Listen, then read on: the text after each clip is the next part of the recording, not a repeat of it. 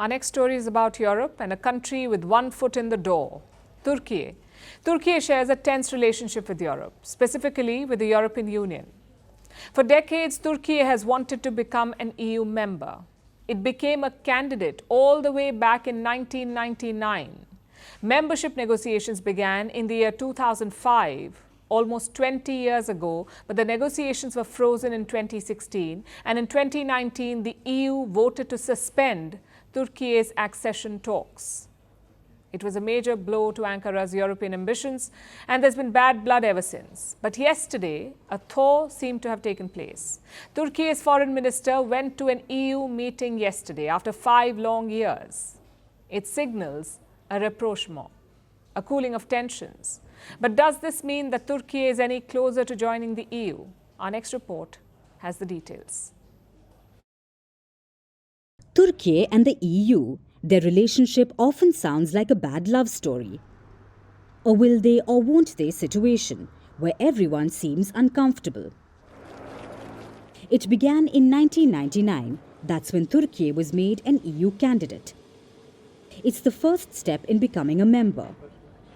Over the next few years, Turkey tried to bring in some reforms, clean up its internal politics so that the EU would begin accession talks. And the plan worked. Talks began in 2005. But just before that, Turkey elected a new leader for itself, Recep Tayyip Erdogan. In 2003, Erdogan became Turkey's prime minister. Yes, prime minister. He held that post till 2014. All that while, the EU talks kept chugging along. But in 2014, Erdogan flipped the script. He changed Turkey's power structure. From a parliamentary democracy, Turkey became a presidential republic. And of course, he made sure that he became Turkey's first directly elected president. Now, Erdogan was always a popular politician. He did keep winning elections over the years, but the 2014 flip was a watershed moment. Erdogan seemed to believe he was some sort of Ottoman Sultan reincarnated. He wanted to change the very foundations of modern Turkey and take it back to a bygone era where democracy gave way to absolute power, both administrative and spiritual.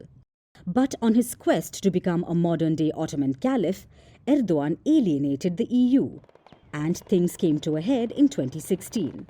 Some 3,000 members of the Turkish armed forces attempted to orchestrate a coup. They failed, and the plotters were arrested.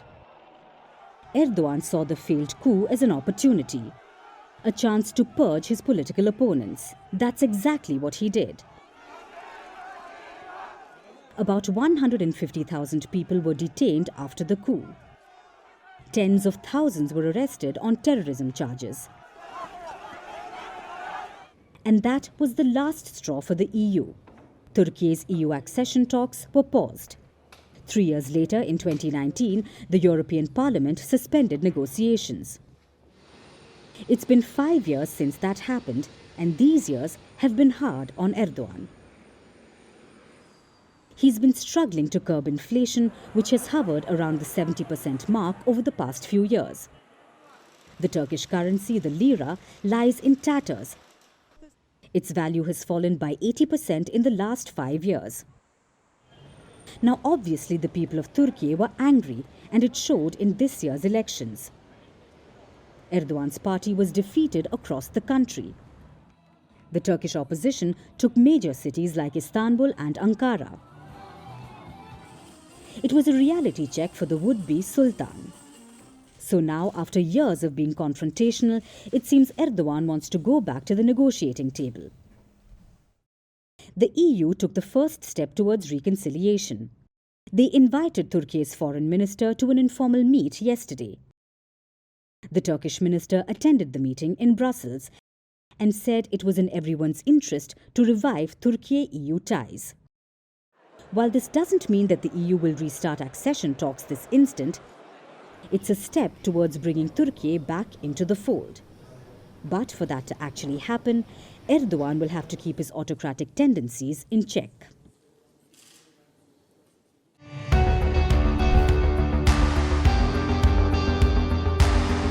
Across continents, one powerful news source. Bringing you diverse perspectives on the issues that matter.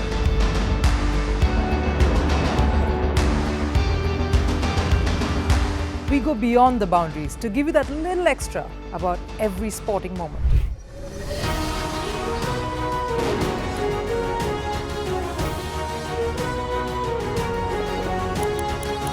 So thank you for making Firstpost 5 million strong. We're counting on your support, and you can trust us to bring you the news unfiltered and unvarnished.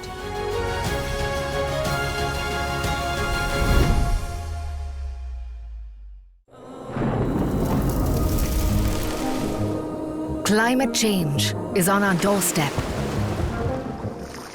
It's time for a revolution to take root. And it starts with 1.4 billion Indians. It starts with one tree for humanity, one tree for Mother Earth, one tree for our future. Project One Tree, a News 18 network initiative. From impeachments to inaugurations, if it's a political story, we are on the scene. The race for the White House is heating up. Kamala, you're fired. I say, bring it on. If it's breaking news, we're live with the latest coverage. From the White House, the State Department, and Capitol Hill. We know the issues, but above all, we know the players to bring you the latest in-depth analysis on all the key stories that we're covering. I'm Eric Ham. Join me from Washington here on Firstpost America.